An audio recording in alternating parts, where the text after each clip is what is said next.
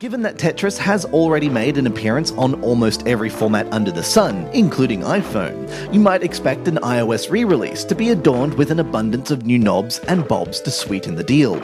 If the early App Store reviews are anything to go by, however, it would appear a host of new in-app purchases and a subscription-based service weren't entirely what most Tetris fans had in mind.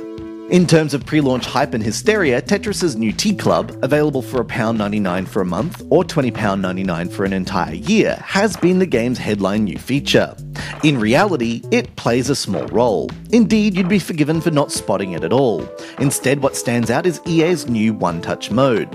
One Touch does exactly what it sounds like, swapping a control method that doesn't always work well on touchscreens for a simplified approach. Essentially, when the shapes drop into play from the top, Tetris gives you 4 suitable options as to where they can be placed. As in all forms of the game, the idea is to form solid horizontal lines of squares to be cleared from the board. One Touch places a silhouette of the shape in question in each of the 4 positions available, giving you just a few seconds to make your choice with a tap. While there are times when the 4 slots open to you don't cover every position in which your shape could fit, in the majority of cases all options are covered, and One Touch leads to the kind of hectic contests that have always been Tetris's signature. It's a control method EA has also employed in Galaxy, effectively the game's challenge mode. Here the placement options are the same, but the aim is to drop the shapes into a predetermined structure. As such, things are far more black and white. It's possible to pick the wrong option, breaking the game's intended flow, and building up the shapes rather than breaking them down. Brevity is the main aim, with Tetris rating your efficiency out of 5 at the end of each stage. The fewer moves you make, the higher your score, and the more touch coins you can pick up. Currency that, whether earned through play or paid for, enables you to unlock additional content.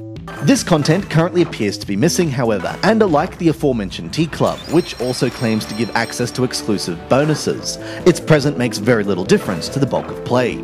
Indeed, Tea Club's only noticeable bonus for many will be that it enables you to rank up more quickly, a perk that will only really appeal to those desperate enough to top Tetris's global league tables. For the rest of us, what EA's refreshed Tetris represents is just that, a solid but slight refinement of the game that will make it more digestible to newcomers, and often even old-school players, a fresh take on a favourite. For those just looking for a slice of Tetris as it were, EA has also wrapped up the standard marathon mode, bereft of any new control method or revised take on the rules.